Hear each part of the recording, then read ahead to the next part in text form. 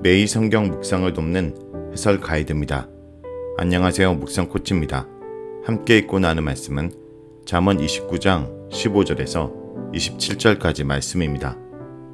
먼저 15절에서 21절 읽겠습니다. 채찍과 꾸지람이 지혜를 주거늘 임의로 행하게 버려둔 자식은 어미를 욕되게 하느니라. 악인이 많아지면 죄도 많아지나니 의인은 그들의 망함을 보리라. 내 자식을 징계하라. 그리하면 그가 너를 평안하게 하겠고 또 내 마음에 기쁨을 주리라. 묵식 없으면 백성이 방자에 행하거니와 율법을 지키는 자는 복이 있느니라. 종은 말로만 하면 고치지 아니하나니 이는 그가 알고도 따르지 아니함이라. 내가 말이 조급한 사람을 보느냐 그보다 미련한 자에게 오히려 희망이 있느니라. 종을 어렸을 때부터 곧게 양육하면 그가 나중에는 지식인 채 하리라. 15절에서 17절은 올바른 자녀 교육의 중요성을 말합니다. 오늘 본문이 처음으로 강조하는 주제는 자녀 교육입니다. 15절은 자녀에게 채찍과 꾸지람을 내려야만 올바로 교육할 수 있다라고 말합니다. 여기서 채찍과 교육은 물리적인 체벌을 직접적으로 가리키는 것이 아닙니다. 바르게 가르치기 위한 훈육 과정을 일반적으로 가리키고 있습니다. 하반절에서 임의로 행하게 버려둔 자식이란 부모에게서 떨어져 지내게 된 자라는 표현인데 자녀 교육이 부모에게 책임이 있다 강조하고 있는 잠언 맥락에서 이해하면 부모의 훈육을 받지 않고 자란 자녀라는 의미를 알 수 있습니다. 즉 15절은 자녀를 훈육하지 않으면 나중에 부모의 수치가 된다라고 말하고 있습니다. 16절은 악인이 많아질 때 죄도 많아지지만 의인들은 결국 악인의 멸망을 보게 된다라고 말합니다. 즉 지금 당장은 악인이 흥황하고 죄들이 많아지는 것을 볼지 모르지만 긴 안목으로 보면 그 악인들은 결국 패망할 것이라는 의미입니다. 16절을 15절과 연결해서 생각하면 자녀들의 양육함에 있어서 근시안적인 태도를 취해서 올바른 훈육을 소홀히 하면 안 되고 오히려 장기적인 안목으로 인생의 올바른 길을 갈 수 있도록 훈계해야 한다는 뜻이 됩니다.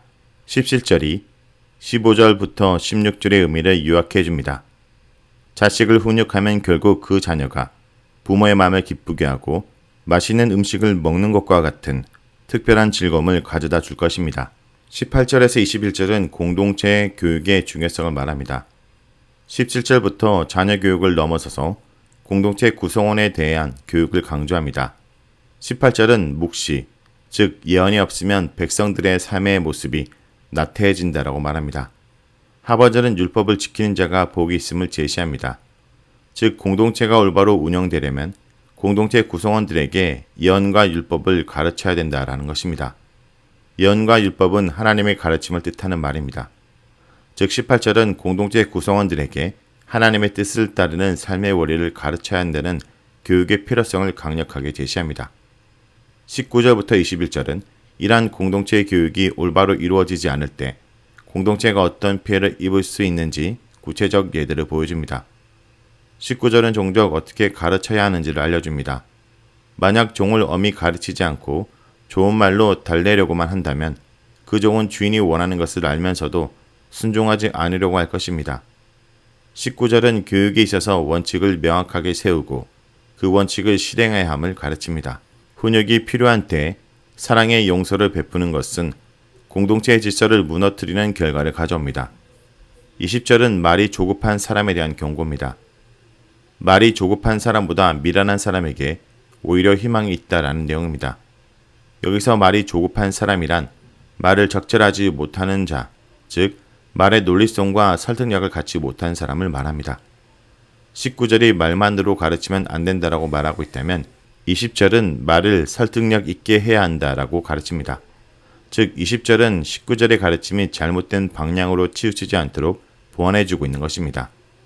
올바른 공동체의 교육에는 적절한 말로 베푸는 가르침도 반드시 포함되어야 합니다. 왜 우리가 여호와를 경외해야 하는지, 왜 우리가 미련함을 멀리해야 하는지, 하나님이 원하시는 삶의 원리는 무엇인지 지식으로 교육하는 부분에 있어야 하며 이런 가르침을 적절하게 베풀지 않으면 공동체 구성원들이 미련함에 빠지게 될 위험성이 있습니다. 21절은 종을 올바로 양육하지 못했을 때의 결과를 미리 보여줍니다. 19절부터 20절에 말한 대로 엄한 훈계 및 적절한 말로 가르치지 않으면 그 종이 나중에 성인이 되었을 때에는 더 이상 통제할 수 없는 결과를 맞게 될 것입니다. 공동체 교육을 소홀히 하면 언젠가 그 대가를 반드시 지불하게 될 것입니다.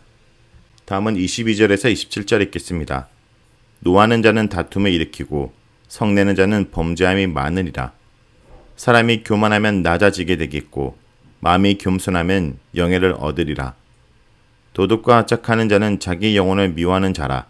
그는 저주를 들어도 진술하지 아니하느니라. 사람을 두려워하면 올무에 걸리게 되거니와 여호와를 의지하는 자는 안전하리라.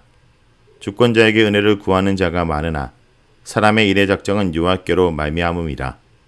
불의한 자는 의인에게 미움을 받고 바르게 행하는 자는 악인에게 미움을 받느니라. 22절에서 24절은 공동체의 교육에 있어서 실제 예들을 제시합니다. 22절은 노한 자는 다툼을 일으키고 성내는 자는 범죄함이 많음을 알려줍니다.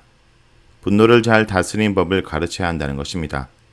공동체 구성원들에게 분노를 어떻게 해야 하는지를 알려주지 않으면 공동체 안에 다툼이 발생하게 되고 범죄가 증가하게 됩니다.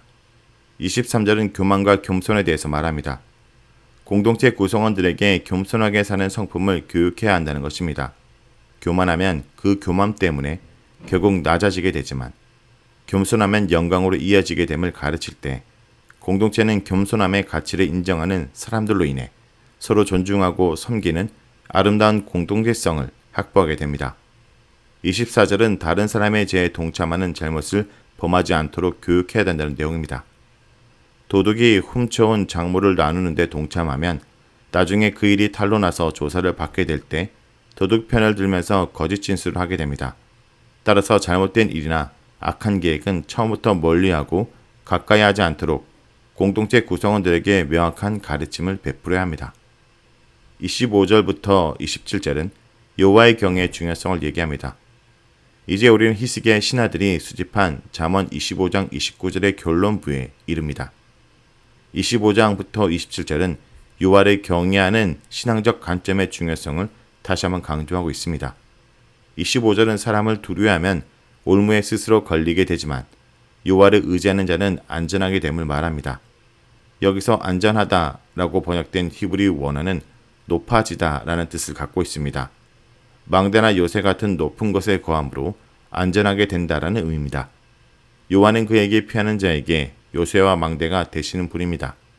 26절은 이런 여호와의 중심성을 더 구체적으로 표현합니다. 주권자의 얼굴을 구하는 자가 많으나 재판의 결과는 여호와께로부터 비롯된다는 것입니다. 재판이 열리기 전에 주권자를 찾아서 사정을 설명하고 호의를 베풀어 줄 것을 요청하는 것이 도움이 될 것이라고 일반적으로 생각하겠지만 진정한 재판의 결과를 이끌어내시는 분은 여호와 하나님이심을 강조하고 있습니다. 여호와 경외의 길로 갈 때 하나님의 은총을 누릴 수 있습니다.